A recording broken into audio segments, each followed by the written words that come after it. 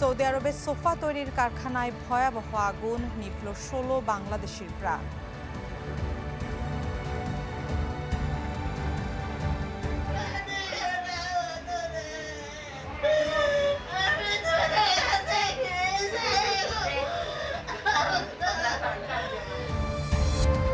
ট্রাম্পের প্রস্তাব প্রত্যাখ্যান নেতানিয়াহুর, ইসরায়েল মার্কিন সম্পর্কে টানাপোড়েনের শঙ্কা।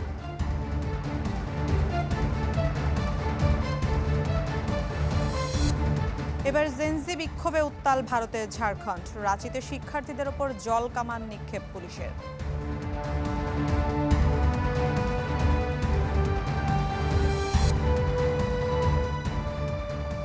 দর্শক আমন্ত্রণ ওয়ার্ল্ড নিউজ টুডেতে, সাথে আছি আমি মিলা খন্দকার। জীবিকার তাগিদে গিয়েছিলেন মরুর দেশ সৌদি আরব, কারখানায় আগুনে নিভে গেল ১৬ বাংলাদেশির প্রাণ। সম্বলের সবটুকু দিয়ে বিদেশ পাঠানো সন্তানদের হারিয়ে নওগাঁ, নাটোরের গ্রাম জুড়ে এখন কান্নার রোল। নিহত পরিবারগুলোকে সহায়তা ও মরদেহ দেশে ফিরিয়ে আনার চেষ্টার কথা জানিয়েছে জেলা প্রশাসন। ধোয়ার কুণ্ডলি, আগুনের লেলিহান শিখায় পড়ছে প্রবাসীর স্বপ্ন।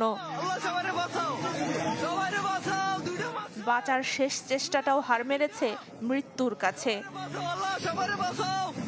সৌদি আরবের রিয়াদের মুসা সানাইয়া এলাকায় ভয়াবহ আগুনে পুড়ে অঙ্গার ১৬ বাংলাদেশি।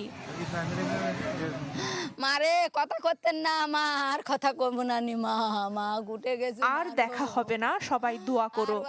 মৃত্যুর আগে এমন অডিও বার্তা পাঠিয়েছিলেন প্রাণ হারানো মোহন। আগুনে মারা গেছে ছোট ভাই সুমন, এরপর সাড়া মেলেনি তারও। বাবারও আমার এই সওয়াল, এই সওয়াল। হাজার হাজার মাইল দূরে মারা যাওয়া স্বজনের শোক ছুঁয়েছে নওগাঁর আত্রাই উপজেলায়। একই পরিস্থিতি পারকাসুন্দা, ডুবাই, সাধননগর সহ কয়েকটি গ্রামে। পরিবারের উপার্জনক্ষম মানুষকে হারিয়ে বাকরুদ্ধ পরিবারগুলো। ওরা কেউ বাড়াবার পারেনি, একদম ওরা কয়লা হয়ে গেছে। সবাই টাকা সুদের উপর নিছে, আবার কিস্তির টাকা তুলিছে। আর গরিব ফ্যামিলি কেউ সচ্ছল না। আমাদের সন্তানরা আমাকে দেশে যেন ফিরিয়ে দেয়নি, ওই সরকারের কাছে আবেদন এটাই আমরা চাই। একই ঘটনায় নিহত আরো ৩ জনের বাড়ি নাটোরের নলডাঙ্গায়। টেলিফোনে বিয়ে হয়েছে ২ বছর, আশা ছিল শিগগিরই দেশে ফিরে নতুন বউয়ের মুখ দেখবেন সাব্বির আহমেদ শুভ, কিন্তু সব থামিয়ে দিল দুর্ঘটনার আগুন। প্রথম সন্তানের মুখটাও দেখা হলো না শামীমের, আর হৃদয়কে হারিয়ে নির্বাক বাবা মা। সরকার আমার বেটাকে আমার বুকে তো দিয়ে পাঠায়, আমি কোথায় মশা মাঠে দেবো, আমি কি খাবো? আমার সন্তানিক থেকে রোজার কেউ দেখলো না গো। প্রশাসন জানায় মরদেহগুলো ফিরিয়ে আনতে সংশ্লিষ্ট দূতাবাসে যোগাযোগ করছেন তারা। মরদেহ ওই দেশ থেকে আনার জন্য যতটুকু সহযোগিতার প্রয়োজন, এছাড়াও এই স্থানীয়ভাবে তার যদি এখন কোনো প্রয়োজন বা ভবিষ্যতে কোনো প্রয়োজন হয়, তাহলে অবশ্যই স্থানীয় প্রশাসন তার পাশে আছে। একসাথে এত প্রবাসীর মৃত্যুতে শোক জানিয়েছে সৌদির বাংলাদেশ দূতাবাস, প্রবাসী কল্যাণ মন্ত্রণালয় সহ সরকারের বিভিন্ন মহল। সানজিদা শান্তা, চ্যানেল 24। সৌদিতে কারখানায় আগুনে ১৬ বাংলাদেশের মৃত্যুর বিষয়ে আরো বিস্তারিত জানবো। সৌদি আরব থেকে আমাদের সাথে যুক্ত হচ্ছেন সহকর্মী সৈয়দ আহমেদ। সৈয়দ, মর্মান্তিক একটি দুর্ঘটনা, আসলে এই বিষয়ে সৌদি কর্তৃপক্ষ আনুষ্ঠানিকভাবে কোনো বিবৃতি দিয়েছে কিনা, মরদেহ দেশে ফেরানোর বিষয়ে কি তথ্য রয়েছে, সেই সাথে জানাবেন একজন জীবিত রয়েছে, তিনি কি অবস্থায় রয়েছেন? জি, ধন্যবাদ আপনাকে। আপনি যেটি জানেন, আসলে ঘটনাটি খুব হৃদয় বিদারক। আপনি জানেন যে আমাদের মুসলিম উম্মাহ কুল্লু নাফসিন যালিকাল মাউত, আমাদের মৃত্যুর স্বাদ কিন্তু গ্রহণ করতে হবে, তবে আল্লাহ যেন কোনোদিন এই ধরনের মৃত্যু না দেয়, আমরা কিন্তু এইটি আশা করি। প্রবাস জীবনটা কিন্তু খুব কঠিন জীবন। এই জীবনে কিন্তু এই যে যাদের 16টি প্রাণ গেল, তারা কিন্তু সবাই কিন্তু প্রবাসের মাটিতে যারা আছেন এবং প্রবাসী যারা, তাদের ভিতরে কিন্তু একটি আবেগ আপ্লুত কিন্তু হচ্ছে। আমি যাদের সাথে কথা বলেছি, অনেকেই কিন্তু কান্নায় আমার সাথে ভেঙে পড়েছে। এই যে বিশাল সৌদি আরব ও বাংলাদেশের কূটনীতিক একটা লম্বা সময়ের মধ্যে এটাই কিন্তু সবচেয়ে বড় দুর্ঘটনা বাংলাদেশিদের জন্য। 16 বাংলাদেশি আগুনে পুড়ে নিহত হয়েছেন। আর এখানে যিনি জীবিত আছেন হাবিবুর, তিনি খুব সুস্থ আছেন এবং ভালো আছেন, তার কোনো ধরনের কোনো সমস্যা হয়নি। আল্লাহ সুবহানাহু ওয়া তাআলা হয়তো তাকে 1 মিনিট আগে তিনি ওখান থেকে চলে গেছেন, তার সাথে আমি কথা বলেছি। আর যারা এই 16 জন মৃত্যুবরণ করেছে, আমি কথা বলেছি রাষ্ট্রদূত মোহাম্মদ দেলোয়ার হোসেন সাহেবের সাথে, এবং যিনি কনসাল শ্রম আছেন মিস জনাব রেজা রাব্বি সাহেবের সাথে। আর তারা সর্বোচ্চ চেষ্টা করছেন, এবং এখানে ডিপ্লোম্যাটিক উইং আছেন, ডিসিএফআই আছে, সকলেই কিন্তু সর্বোচ্চ চেষ্টা তাদের চলছে। এবং তারা আমাদেরকে বলেছে যে আমার সাথে সরাসরি শ্রম কাউন্সিলর বলেছেন, যিনি যে লাশগুলি পুড়ে গেছে তাদেরকে ফিঙ্গারপ্রিন্ট দিয়ে শনাক্ত করার সর্বোচ্চ চেষ্টা করবেন। যদি সেখানে সমস্যা না হয়, তারা ডিএনএ এর জন্য সৌদি কর্তৃপক্ষের কাছে আবেদন করবেন, এবং সর্বোচ্চ সৌদি প্রশাসন তাদেরকে সর্বোচ্চ সহযোগিতা করবেন। তবে একটি জিনিস হলো যে এই যে পরিস্থিতি, এই পরিস্থিতিতে এই লাশগুলি কিন্তু বাংলাদেশে নেওয়াটা কতটুকু যুক্তিযুক্ত হবে বা অনেকের চিনা যাবে কিনা, এইটারও একটি দেখার বিষয় আছে। এবং ডিপ্লোম্যাটিক উইং তারা এই নিয়ে কিন্তু কাজ করছেন।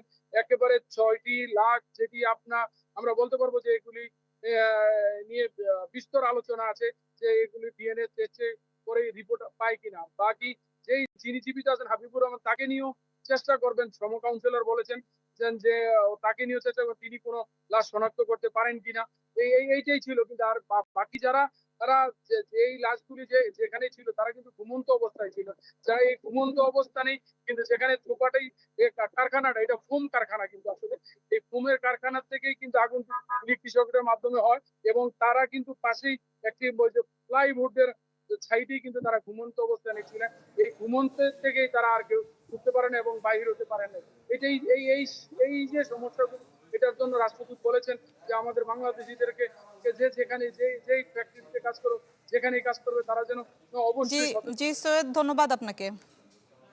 সৌদি আরব থেকে সহকর্মী সৈয়দ আহমেদ আমাদের সাথে যুক্ত হয়েছিলেন। দিল্লির পর এবার শিক্ষার্থীদের বিক্ষোভে উত্তাল ভারতের ঝাড়খণ্ড। রাঁচিতে পুলিশের ব্যারিকেড ভেঙে বিধানসভার দিকে ছুটে যান হাজার হাজার আন্দোলনকারী। পরিস্থিতি নিয়ন্ত্রণে ব্যবহার করা হয় জল কামান, তবে পিছু না হতে পানির তোপের মুখে উল্লাসে মাতেন শিক্ষার্থীরা। চাকরির পরীক্ষায় অনিয়ম ও প্রশ্ন ফাঁসের প্রতিবাদে রাজপথের আন্দোলন গড়িয়েছে 16 দিনে। শিক্ষার্থীদের দাবি, জেপিএসসি ও জেএসএসসি পরীক্ষায় দুর্নীতিতে সিবিআই তদন্ত। আমরণ অনশন করছেন অন্তত 6 জন। বিশৃঙ্খলা এড়াতে রাঁচিতে বন্ধ রাখা হয়েছে বেশিরভাগ স্কুল। সীমান্তে চলছে পুলিশের তল্লাশি অভিযান।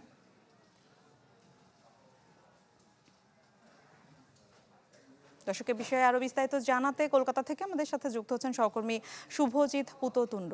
শুভজিৎ, শিক্ষার্থীদের বিধানসভা অভিযান ছিল আজ, কি অবস্থা বিস্তারিত জানাবেন? মুখ্যমন্ত্রীর পক্ষ থেকে কোনো বিবৃতি দেওয়া হয়েছে কিনা, কিছু বলা হয়েছে কিনা?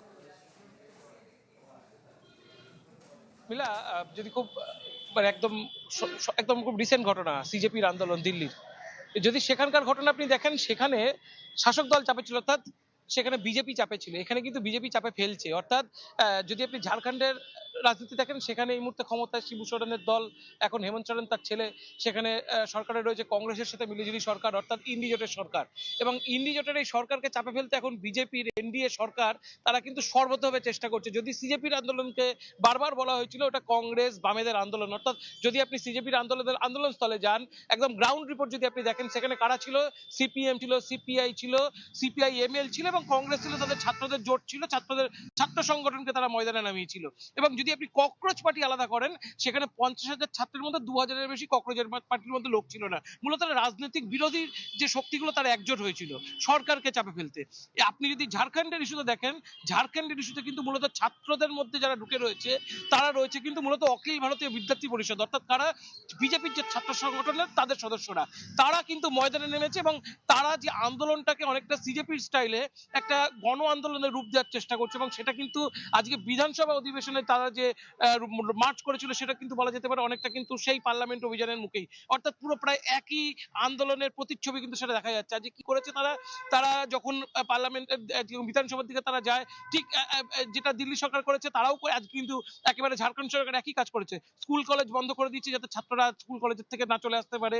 ঝাড়খণ্ডে আজকে একেবারে ট্রেনে বাসে করে তারা কিন্তু রাঁচির দিকে চলেছে, এবং রাঁচির যদি সড়কগুলো আপনি দেখেন, সমস্ত যে একদম রাজধানীতে ঢোকার মুখের যে সড়কগুলো, সেই সড়কগুলোতে নাকা চলেছে, নাকা করে করে সেখানে ছাত্রছাত্রীদের বাধা দেওয়া, সেখানে রুটিন চেকিং, তল্লাশি, সেগুলো তারা যেরকম ভাবে করেছে। পাশাপাশি মোবাইল নেটওয়ার্ক কিন্তু অনেক সময় অনেক জায়গায় কিন্তু ডাউন করে দেওয়ার অভিযোগ সেটা কিন্তু চলে এসেছে। এরপরে কি করেছে? কাঁটাতারের বেড়া দিয়েছে, যাতে কাঁটাতারের বেড়া, ব্যারিকেড, এগুলো টপকে ছাত্রছাত্রীরা যেতে না পারে। এবং সেখানে কিন্তু তারা গেছে 17তম আজকে আন্দোলনের দিন, এবং আজকে কিন্তু ব্যাপকভাবে উত্তাল হয়ে গেল ঝাড়খণ্ডের এই ইস্যু সেটা কিন্তু পার্লামেন্ট পর্যন্ত গেছে। স্বরাষ্ট্রমন্ত্রী অমিত শাহ কিছুক্ষণ পরে তিনি বলেছেন তিনি বিবৃতি দেবেন। সব মিলিয়ে একটা জিনিস পরিষ্কার, আগে এনডিএ চাপে ছিল, এনডিএ এখন পাল্টা চাপ এখন কংগ্রেস বা ইন্ডিজোটের উপরে দেওয়ার জন্য তারা কিন্তু তৈরি হয়েছে এবং এখানে কোনো বিরোধী দল তারা কিন্তু আলাদা করে কোনো সমর্থনের যে বার্তা সেটা কিন্তু দেয়নি। ফলে এখনো পর্যন্ত রাজনৈতিকভাবে ইন্ডিজোট বেশ কিছুটা চাপে পড়লো, এনডিএ জোট এর যে সুবিধা নেওয়ার জন্য তারা অনেক দূর এগিয়ে গেল। মিলা। জি শুভজিৎ, ধন্যবাদ আপনাকে। দর্শক, ঝাড়খণ্ডের শিক্ষার্থীদের বিক্ষোভের বিষয়ে জানাচ্ছিলেন সহকর্মী শুভজিৎ পুততুণ্ড। গাজায় শান্তি প্রতিষ্ঠায় যুক্তরাষ্ট্রের উদ্যোগ যখন নতুন আশার আলো দেখাচ্ছে, তখনই তাতে বড় ধাক্কা দিয়েছে ইসরায়েল। হামাসের নিরস্ত্রীকরণ ছাড়া সেনা প্রত্যাহারে রাজি নয় নেতানিয়াহু সরকার। অন্যদিকে ট্রাম্পের পরিকল্পনা বাস্তবায়নে মধ্যস্থতাকারীদের তৎপরতা অব্যাহত রয়েছে। ফলে যুদ্ধবিরতি ও গাজায় স্থায়ী শান্তির সম্ভাবনা ঘিরে তৈরি হয়েছে নতুন অনিশ্চয়তা। গাজার জন্য ডোনাল্ড ট্রাম্পের প্রস্তাবিত 15 দফার নতুন শান্তি পরিকল্পনা প্রত্যাখ্যান করেছে ইসরায়েল। রোববার মন্ত্রিসভার বৈঠকে প্রধানমন্ত্রী বেনিয়ামিন নেতানিয়াহু এই ঘোষণা দেন। সাফ জানান, হামাস পুরোপুরি অস্ত্র সমর্পণ না করা পর্যন্ত গাজা থেকে সেনা প্রত্যাহার করা হবে না। নেতানিয়াহুর দাবি, হামাসকে ভারী ও হালকা সব ধরনের অস্ত্র জমা দিতে হবে। তিনি যুক্তরাষ্ট্রের সাথে এই বিষয়ে আলোচনা চালিয়ে যাওয়ার কথাও বলেছেন। তবে ট্রাম্পের পরিকল্পনার কিছু অংশ ইসরায়েলের কাছে একেবারেই গ্রহণযোগ্য নয় বলে জানান তিনি। আগামী 27 অক্টোবর ইসরায়েলের সাধারণ নির্বাচন অনুষ্ঠিত হবে। নির্বাচনী জরিপে নেতানিয়াহু বেশ পিছিয়ে আছেন। কট্টরপন্থী মন্ত্রীদের চাপে তিনি এই কঠোর অবস্থান নিচ্ছেন বলে ধারণা বিশ্লেষকদের। অর্থমন্ত্রী বেজালেল স্মোট্রিচ গাজা থেকে এক বিন্দুও সেনা না সরানোর পক্ষে মত দিয়েছেন। এছাড়া নেতানিয়াহু তার ক্ষমতাকালে স্বাধীন ফিলিস্তিন রাষ্ট্র গঠনের সম্ভাবনাও নাকচ করে দিয়েছেন আরেক দল বিশ্লেষক। অন্যদিকে হামাস ট্রাম্পের এই শান্তি চুক্তির প্রতি তাদের প্রতিশ্রুতি পুনর্ব্যক্ত করেছে। কায়রোতে 2 সপ্তাহ আগে তারা এই চুক্তিতে সম্মত হয়। গোষ্ঠীটি এক বিবৃতিতে জানায়, তারা চুক্তির পূর্ণ বাস্তবায়ন চায়। নেতানিয়াহুকে চুক্তিতে বাধ্য করতে তারা মধ্যস্থতাকারী ও যুক্তরাষ্ট্রের প্রতি আহ্বান জানিয়েছে। হামাস অস্ত্র জমা দিয়ে সেটি ফিলিস্তিনি প্রশাসনের অধীনে রাখার পক্ষে মত দিয়েছে। তবে এর আগে ইসরায়েলকে অবশ্যই গাজা থেকে সেনা প্রত্যাহার করতে হবে। ট্রাম্পের চাপের মুখে ইসরায়েল গত সোমবার থেকে গাজায় বড় ধরনের হামলা কমিয়ে এনেছে। আপাতত কেবল তাৎক্ষণিক হুমকির জবাব দিচ্ছে বলে দাবি আইডিএফের। তবে গেল বছরের অক্টোবরে হওয়া নামমাত্র যুদ্ধবিরতির পর থেকে গাজায় হামলা পুরোপুরি থামেনি। পাশাপাশি অধিকৃত পশ্চিম তীরেও চলছে ইসরায়েলি সেনা ও অবৈধ বসতি স্থাপনকারীদের হামলা। সব মিলিয়ে ট্রাম্পের চুক্তি না মানলে যুক্তরাষ্ট্রের সাথে ইসরায়েলের সম্পর্ক আরও তলানিতে যাওয়ার আশঙ্কা করা হচ্ছে।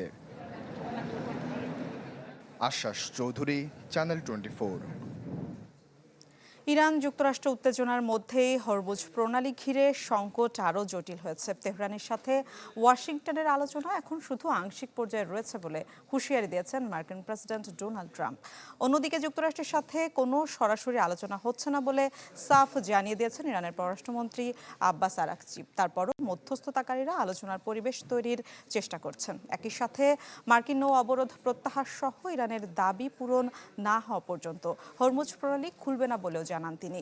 হরমুজে বাণিজ্যিক জাহাজে হামলা ও হয়রানি অব্যাহত রয়েছে বলে জানিয়েছে যুক্তরাজ্যের ইউকেএমটিও। সংস্থাটি বলছে, প্রণালীতে জাহাজ চলাচল এখনও ব্যাপকভাবে কমে গেছে। এর মধ্যে ইরানের সর্বোচ্চ জাতীয় নিরাপত্তা সংস্থার নতুন প্রধান হলেন মহসিন রেজাই।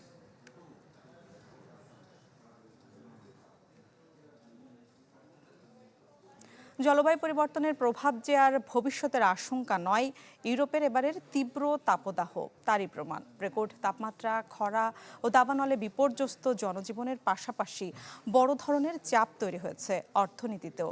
ক্ষতিগ্রস্ত হচ্ছে কৃষি, পর্যটন ও নৌপরিবহন, কমছে বিদ্যুৎ উৎপাদন, বাড়ছে খাদ্য জ্বালানির দাম। অর্থনীতিবিদদের আশঙ্কা, এই ক্ষতি কেবল সাময়িক নয়, তাপমাত্রা বাড়ার সাথে সাথে ভবিষ্যতে এর অর্থনৈতিক মূল্য আরও ভয়াবহ হতে পারে। জলবায়ু পরিবর্তনের ভয়াবহ বাস্তবতার মুখোমুখি এখন ইউরোপ। একসময় মহাদেশটিতে জলবায়ু পরিবর্তনকে ভাবা হতো আগামী প্রজন্মের সমস্যা হিসেবে, কিন্তু এবারের তীব্র তাপদাহ ভেঙে দিয়েছে ইউরোপীয়দের সেই ভুল। চলতি মৌসুমে অসহ্য গরমের কারণে মারাত্মক প্রভাব পড়েছে তাদের অর্থনীতিতে, ব্যাহত হচ্ছে জীবনযাত্রাও। এবারে গ্রীষ্মের রেকর্ড তাপমাত্রা এবং খরা ইউরোপে ডেকে এনেছে বিপর্যয়। বিজ্ঞানীরা বলছেন বৈশ্বিক উষ্ণায়নের কারণেই এই পরিস্থিতি। বিদ্যুৎ উৎপাদন, নৌপরিবহন এবং জনস্বাস্থ্যের উপর এর বড় প্রভাব পড়েছে। এবারের দাবানল ইউরোপের ইতিহাসে সবচেয়ে ভয়াবহ হতে পারে। অর্থনীতিবিদরা বলছেন জলবায়ু পরিবর্তনের কারণে ইউরোপের অর্থনীতিতে শত শত বিলিয়ন ইউরোর ক্ষতি হচ্ছে। তারা সতর্ক করেছেন যে তাপমাত্রা বাড়ার সাথে সাথে ক্ষতির পরিমাণ আরও দ্রুত বাড়বে। ইউরোপে জলবায়ু পরিবর্তনের প্রভাব অন্য যে কোনো মহাদেশের চেয়ে বেশি।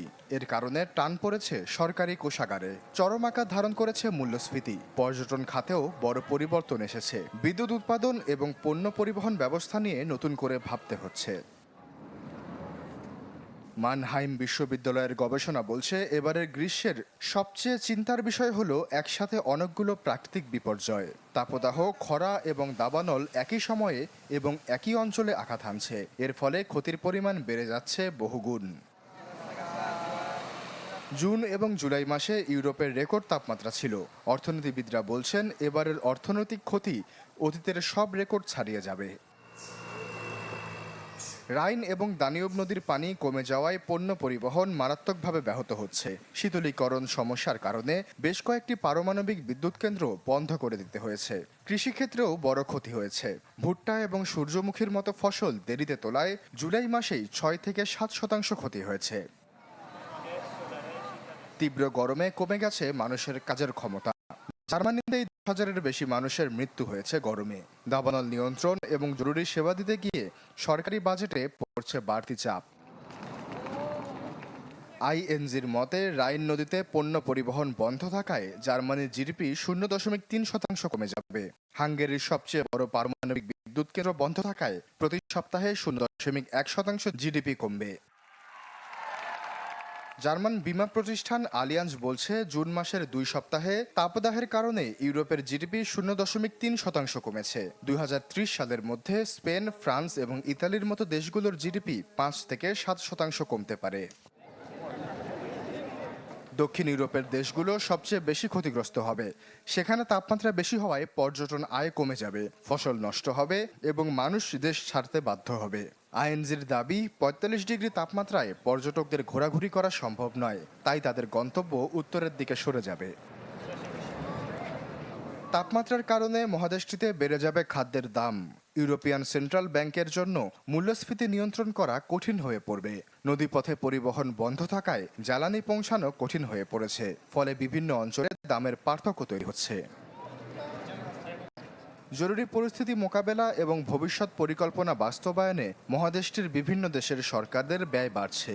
এর ফলে সরকারি ঋণের পরিমাণ আরও বাড়তে পারে বলে আশঙ্কা করা হচ্ছে।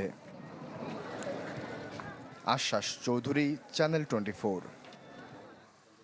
ইরান, ইসরায়েল ও যুক্তরাষ্ট্রের ত্রিমুখী মারপ্যাচে উপসাগরীয় দেশগুলোর নিরাপত্তার সমীকরণ প্রতিদিন বদলে যাচ্ছে। এমন পরিস্থিতিতে সৌদি আরব, পাকিস্তান ও তুরস্ক মিলে স্বাক্ষর করেছে একটি যৌথ প্রতিরক্ষা চুক্তি, যা মক্কা প্যাক্ট নামে পরিচিত। তবে ঐতিহাসিক পদক্ষেপটি মধ্যপ্রাচ্যে শান্তি প্রতিষ্ঠা করবে নাকি ওই অঞ্চলের ভূ রাজনীতিকে আরও জটিল করে তুলবে তা নিয়ে রয়েছে ধোঁয়াশা।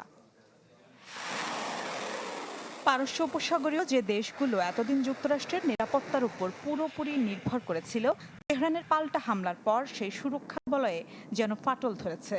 ফলে মধ্যপ্রাচ্যের নিরাপত্তা ব্যবস্থা এখন মোড় নিচ্ছে নতুন দিকে, যেখানে আলোচনায় সৌদি আরব, পাকিস্তান ও তুরস্কের যৌথ প্রতিরক্ষা চুক্তি বা মক্কা প্যাক্ট। ভূরাজনীতির বিশ্লেষণ বলছে মুসলিম বিশ্বে নিজস্ব এক ন্যাটো রূপ নিতে যাচ্ছে এই মক্কা প্যাক্ট। পাকিস্তানের পররাষ্ট্র মন্ত্রণালয়ের তরফ থেকে আসা বার্তাটিও ছিল স্পষ্ট, 3 দেশের যে কোনো একটির ওপর সশস্ত্র হামলা মানেই তা সবার ওপর হামলা। যদিও ন্যাটোর অনুচ্ছেদ 5-এর মতো সবাই মিলে একসাথে যুদ্ধে ঝাঁপিয়ে পড়ার চূড়ান্ত সামরিক পদক্ষেপের বিষয়ে এখনও কিছুটা ধোঁয়াশা রয়েছে। এটি যুক্তরাষ্ট্র বিরোধীও নয় বা যুক্তরাষ্ট্র পন্থীও নয়। যুক্তরাষ্ট্রের নিরাপত্তার অনিশ্চয়তা থেকে এই অঞ্চলের দেশগুলো অস্বস্তি বোধ করে, কিন্তু যুক্তরাষ্ট্র এখনও আঞ্চলিক অক্ষের জন্য, বিশেষ করে উপসাগরীয় দেশগুলোর জন্য অপরিহার্য। তাই এখনই এই জোট নিয়ে কোনো মন্তব্য করা যাচ্ছে না।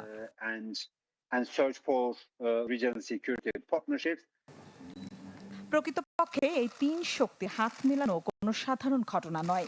একদিকে রিয়াদের রয়েছে পেট্রোডলারের বিশাল আর্থিক শক্তি আর মার্কিন অস্ত্রশস্ত্রে সজ্জিত এক আধুনিক বাহিনী, অন্যদিকে আঙ্কারা নিয়ে এসেছে প্রতিরক্ষা শিল্পে তাদের দুর্দান্ত স্বনির্ভরতা আর ন্যাটোর দ্বিতীয় বৃহত্তম সামরিক বাহিনীর তেজ।